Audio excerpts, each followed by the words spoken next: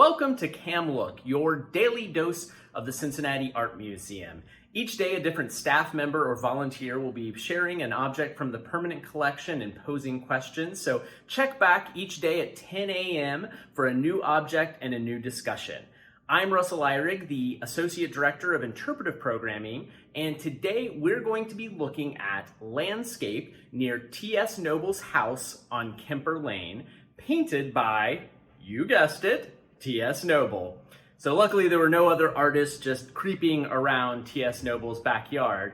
But actually this painting was originally attributed to Frank Duveneck for many years until we found an inscription on the backside of the painting that revealed that it was a location near T.S. Noble's house. And so then we kind of said, oh, must be a painting by T.S. Noble. He painted this around 1890 while he was principal at the Art Academy of Cincinnati. So a lot of times I'll tell people that this is one of my favorite paintings in the museum and they'll say, that one? So maybe you're also not as excited about this, but I wanted to share with you why this painting is so exciting to me. So I really value being surprised by art, and this painting totally surprised me the first time I saw it.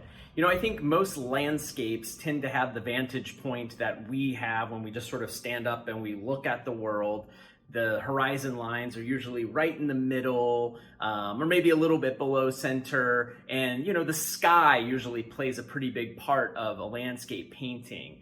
But that's not what's going on here. Here, the horizon line is all the way at the top, and you can only see a teeny tiny bit of sky that's just kind of poking through some trees. It's the vantage point of a person who is purposefully looking down, and that's just not something you usually see in a landscape painting. Many times painters will paint the objects that are closest to them with the most clarity, and then as things recede into the background, they'll get kind of looser and fuzzier, the brushwork gets a little looser, and this painting is the complete opposite.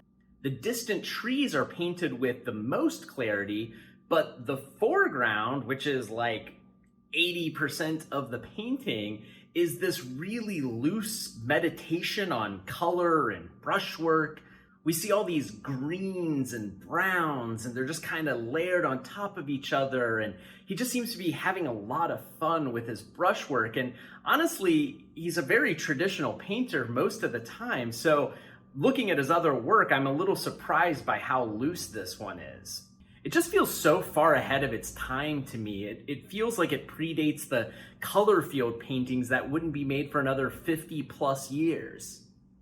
I've always felt like the ground in this painting is churning like ocean waves, and I learned that after T.S. Noble retired from the Art Academy, he moved back to New York and he spent a lot of his time painting seascapes. So I've always wondered if this painting was sort of his way of dreaming of the sea. This painting has also always reminded me of a piece of music that also relates to water, the prelude to Das Rheingold by Wagner. So I would play it for you, but I don't have the rights and I don't want to get sued. So your homework assignment is to go look it up, listen to it while looking at this work of art, and then let me know in the comments what you think. Do you feel any kind of connection between these two? I can't wait to hear what you think. Thanks a lot.